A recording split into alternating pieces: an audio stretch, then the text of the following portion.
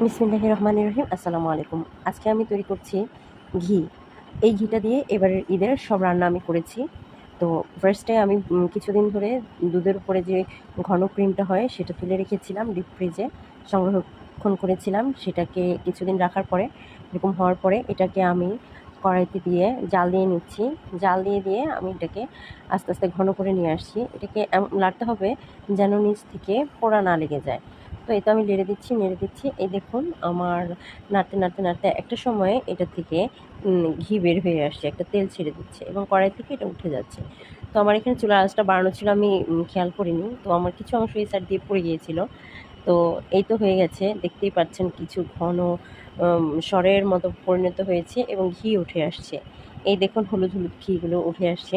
তো এটা আমি যখন গরম তখনকে একদম এটাকে খুব সুন্দর একটা কালার এবং আসল খাঁটি গরুর দুধের যে ঘি হয় সেই ঘিয়ের ঘ্রাণটাই আসছে। আমি এখানে কিছু এক্সট্রা কিছুই ব্যবহার করিনি। খুব সুন্দরভাবে এটা একটা কালার এসছে। তো আমি আজকে ঘিটা বানিয়েছি, এখানে সরটা তেমন একটা পুড়ে নেই, তো সেজন্য ঘিয়ের কালারটা একদম পিওর গাওয়া ঘিয়ের মতো আসছে। কালারটা দেখলেই বুঝতে পারবেন অসাধারণ হয়েছে ঘিটা। এবং আমি এখন স্ট্রেনার দিয়ে এটা ছেঁকে নেব। ছেঁকে উপরের যে অংশটা আছে, যেই চাবাটা হবে, এই চাবাটাও আপনি যদি খান খুবই টেস্টি লাগে। এটা একদম পুড়েও যায়নি। এটা আমি ফার্স্ট এক্সপিরিয়েন্স হিসাবে একটু কম ভেজেছি দেখার জন্য কালারটা কেমন আসে। এর আগেরবার আমি ভেজেছিলাম একটু বেশি, তখন ঘিয়ের কালারটা একটু গাঢ় হয়েছে। ধন্যবাদ আমার ভিডিওটি